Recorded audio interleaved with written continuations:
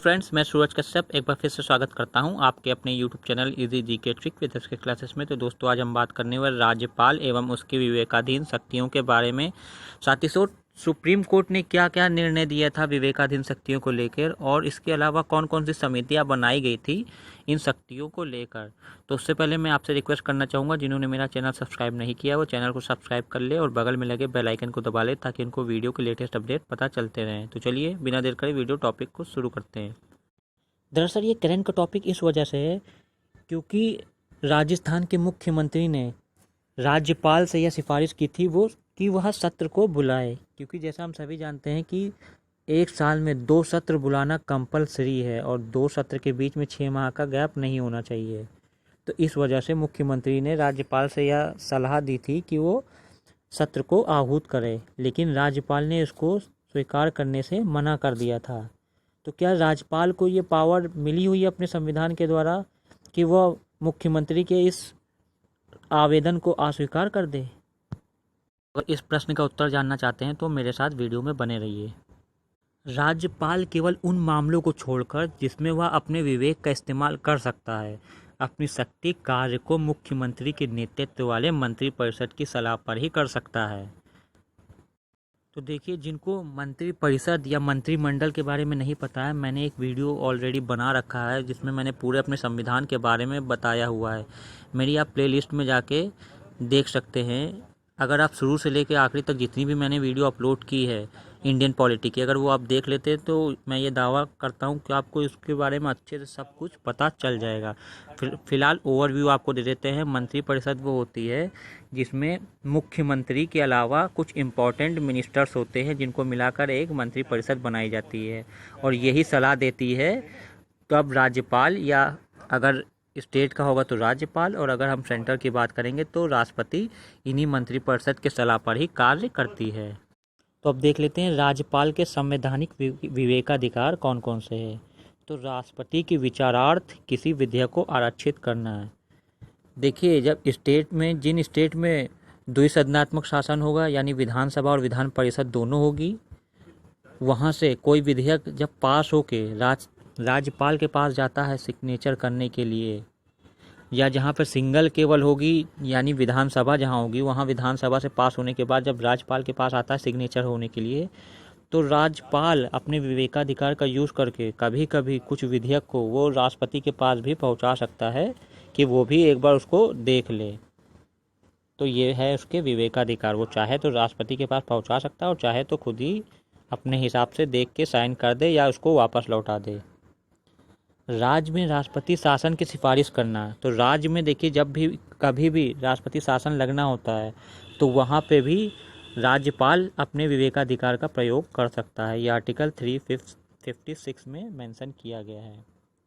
पड़ोसी केंद्र शासित राज्यों के प्रशासन के रूप में भी कार्य करते हैं। देखिए कभी कभी ऐसा होता है कि एक राज्यपाल कई सारे राज्यों की देखरेख कर रहा होता है, या ऐसा भी होता है कि एक राज्यपाल एक राज्य में और उसके आसपास में जितने भी केंद्र शासित प्रदेश है वहाँ के प्रशासक के रूप में भी कार्य करता है। देखिए, स्टेट में जब होता है तो हम राज्यपाल कहते हैं, लेकिन जो केंद्र शासन में होता है तो उसको हम लोग प्रशासक कहते हैं। तो इसका अतिरिक्त भार भी उसको दिया जा सकता है। असम, मेघालय, त्रिपुरा और मिजोरम के राज्यपाल द्वारा खनिज उत्खनन की रॉयल्टी के रूप में जनजातीय जिला परिषद को देय राशि का निर्धारण करने में भी ये स्वामी अपनी विवेकाधिकार का ही प्रयोग करता है। राज्य के विधान परिषद एवं प्रशासनिक मामलों में मुख्यमंत्री से जानकारी प्राप्त कर सकता है। अब बात करते हैं कि राज्यपाल राष्ट्रपति की ही तरह परिस्थिति जन्य निर्णय लेता है, मतलब परिस्थिति देख के निर्णय लेता है। तो वो कब करता है? जब विधानसभा चुनाव में किसी भी दल को पूर्ण बहुमत ना मिले, तो ऐसी स्थिति में, या कार्यकाल के दौरान मुख्यमंत्री की मृत्यु हो जाने एवं उसका निश्चित उत्तराधिकारी न होने पर मुख्यमंत्री की नियुक्ति के मामले में।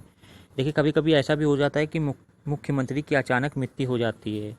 तब ऐसी समय में अपनी परिस्थिति जन्य का प्रयोग करते हुए वो ये डिसाइड कर सकता है कि किसको उस समय कार्यभार दे दिया जाए। या कभी कभी ऐसा भी होता है किसी भी दल को पूर्ण बहुमत नहीं मिला होता है, तो ऐसी सिचुएशन में भी राज्यपाल अपनी इस पावर का प्रयोग कर सकता है। राज्य विधानसभा में विश्वास मत हासिल न होने की स्थिति में मंत्रिपरिषद की बर्खास्तगी के मामले में। इसके अलावा मंत्रिपरिषद के अल्पमत आने पर राज्य विधानसभा को विघटन करने के मामले में। विधानसभा सत्र बुलाने के संबंध में संविधान के अनुच्छेद 163 तथा 174 राज्यपाल की शक्तियों के संबंध में महत्वपूर्ण हैं, जिसमें आर्टिकल 163 क्या कहता है, अपने विवेकाधीन कार्यों के अलावा अन्य कार्यों को करने के लिए राज्यपाल को मुख्यमंत्री के नेतृत्व वाली मंत्रिपरिषद से सलाह लेनी होगी। और आर्टिकल 174 क्या कहता है, राज्यपाल समय समय पर राज्य विधानमंडल या विधान परिषद के सदनों के अधिवेशन को आहूत करेगा, परंतु एक सत्र की अंतिम बैठक और आगामी सत्र की प्रथम बैठक के मध्य 6 माह से अधिक का अंतर नहीं होना चाहिए। मतलब हर साल 2 सदन तो बुलाना कंपलसरी ही है और ये दोनों के बीच में 6 महीने का गैप नहीं होना चाहिए। मतलब 6 महीने के अंदर अंदर दूसरा सदन बुलाना आवश्यक है। अब बात करते हैं राज्यपाल की विवेकाधीन शक्तियों से संबंधित उच्चतम न्यायालय के क्या क्या महत्वपूर्ण निर्णय लिए गए थे। तो सबसे पहले हम सबसे इम्पोर्टेंट की बात करने जा रहे हैं SR बम्बई बनाम भारत सरकार के बारे में, जिसका निर्णय लिया गया था 11 मार्च 1994 को। कर्नाटक के मुख्यमंत्री SR बम्बई के फ़ोन टैपिंग के मामले से संबंधित बाद तत्कालिक राज्यपाल ने उनकी सरकार को बर्खास्त कर दिया था, जिसके बाद यह मामला सर्वोच्च न्यायालय में पहुंचा था। फिर सर्वोच्च न्यायालय ने क्या डिसीजन लिया, सर्वोच्च न्यायालय के इस निर्णय ने केंद्र सरकार द्वारा अनुच्छेद 356 के व्यापक दुरुपयोग पर विराम लगा दिया, जिसमें 356 में क्या बताया गया है, राष्ट्रपति शासन। इस निर्णय में न्यायालय ने कहा था कि किसी भी राज्य सरकार के बहुमत का निर्णय राजभवन की जगह विधानमंडल में होना चाहिए। राष्ट्रपति शासन लगाने से पहले राज्य सरकार को शक्ति परीक्षण का मौका देना होगा। देखिए, आसानी से आप 356 का प्रयोग नहीं कर सकते। इसके लिए तभी आप कर सकते हैं जब जो सत्तारूढ़ पार्टी है या किसी भी पार्टी का उस समय सत्ता में नहीं है, तभी आप इसका प्रयोग कर सकते हैं। खाली उनकी फ़ोन टैपिंग हो गई इस वजह से 356 का प्रयोग कर लेना ये कहीं ना कहीं सही नहीं था, इसलिए सुप्रीम कोर्ट ने यह डिसीजन लिया था। दूसरा केस देखते हैं, रामेश्वर प्रसाद बनाम भारत सरकार। इसमें क्या डिसीजन लिया गया, वर्ष 2006 में दिए गए इस निर्णय में 5 सदस्यों वाली न्यायपीठ ने स्पष्ट किया था कि यदि विधानसभा चुनाव में किसी भी दल को स्पष्ट बहुमत नहीं मिलता है और कुछ दल मिलकर सरकार बनाने का दावा करते हैं तो इसमें कोई समस्या नहीं है, चाहे चुनाव पूर्व उन दलों में गठबंधन हो या ना हो। देखिए, जैसा हम सभी जानते हैं, जब भी किसी भी स्टेट में या सेंट्रल गवर्नमेंट का जो चुनाव होता है तो उसमें काफ़ी पैसा खर्च हो जाता है।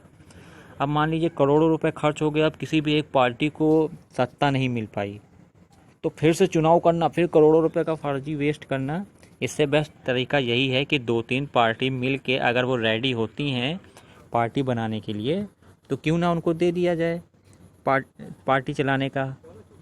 इस वजह से ये डिसीज़न लिया गया था, सुप्रीम कोर्ट ने ये डिसीज़न लिया था। तो तीसरा केस था नबाम रेबिया बनाम उपाध्यक्ष।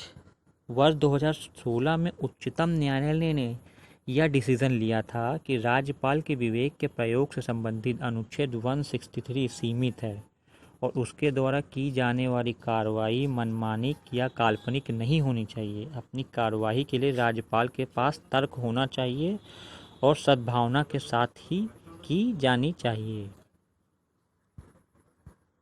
अब हम देख लेते हैं राज्यपाल से संबंधित विभिन्न समितियां और उनकी सिफारिशें। कौन कौन सी समितियां बनाई गई थी, उनकी क्या क्या सिफारिशें थी। तो पहली थी प्रथम प्रशासनिक सुधार आयोग, बहुत इंपॉर्टेंट, कई बार एग्जाम में पूछा गया है, जो तैयारी कर रहे हैं वो जानते होंगे। वर्ष 1966 में केंद्र सरकार द्वारा मोरारजी देसाई की अध्यक्षता में प्रथम प्रशासनिक सुधार आयोग का गठन किया गया था। आयोग ने अपनी रिपोर्ट में सिफारिश की थी कि राज्यपाल के पद पर किसी ऐसे व्यक्ति को नियुक्त किया जाना चाहिए जो किसी दल विशेष का ना हो। तो आप देखते हो कि ये सिफारिश मान ली गई थी। तो अब यही होता है कि कोई भी राज्यपाल किसी भी दल का नहीं होता, किसी भी पार्टी का नहीं होता है। राज्य मन्नार समिति, वर्ष 1970 में तमिलनाडु सरकार द्वारा केंद्र व राज्य संबंधों पर विचार करने के लिए राजमन्नार समिति का गठन किया गया था। इस समिति ने भारतीय संविधान के अनुच्छेद 356 और 357 के विलोपन की सिफारिश की थी। संविधान के अनुच्छेद 356 के अनुसार यदि राज्य सरकार संवैधानिक प्रावधानों के तहत कार्य करने में असमर्थ है तो केंद्र राज्य पर प्रत्यक्ष रूप से नियंत्रण स्थापित कर सकती है। मतलब राष्ट्रपति शासन कब लगाया जा सकता है, या तो किसी भी पार्टी जो है वो बहुमत सिद्ध ना कर पाए, या राज्य सरकार संवैधानिक प्रावधानों के तहत कार्य ना कर रही हो तब। मतलब जो अपने संविधान के अगेंस्ट अगर काम करेगी तो भी राष्ट्रपति शासन लगाया जा सकता है। संविधान के अनुसार इसकी घोषणा राज्यपाल द्वारा राष्ट्रपति से सहमति प्राप्त करने के बाद की जाती है। साथ ही समिति ने यह भी सिफारिश की थी कि राज्यपाल की नियुक्ति प्रक्रिया में राज्यों को भी शामिल किया जाना चाहिए। मतलब कोई भी राज्यपाल अगर चुना जाता है तो उसमें राज्यों को भी शामिल किया जाना चाहिए, फिर चुना जाना चाहिए कि कौन परफेक्ट बंदा है उस पद के लिए। अब सबसे इम्पोर्टेंट समिति है सरकारीय आयोग। वर्ष 1980 में गठित सरकारी आयोग के केंद्र राज्य संबंधों के बारे में जो अनुशंसाएं हैं उसके भाग 1 और अध्याय 4 में यह स्पष्ट किया गया है कि राज्यपाल का पद एक स्वतंत्र संवैधानिक पद है। राज्यपाल ना तो केंद्र सरकार के अधीनस्थ है और ना उसके कार्यालय में केंद्र सरकार का कार्यालय है। मतलब उसको पूरी तरीके से स्वतंत्र रखा गया है। राज्यपाल अपने हिसाब से फ्री है और अपने हिसाब से वो डिसीज़न जो लेना चाहे वो डिसीज़न ले सकता है। तो दोस्तों ये तो था कुछ राज्यपाल के बारे में। आई होप ये वीडियो आपको पसंद आई होगी। अगर पसंद आई तो please like and subscribe my channel and don't forget to press the bell icon for latest video update. Okay दोस्तों, बाय बाय।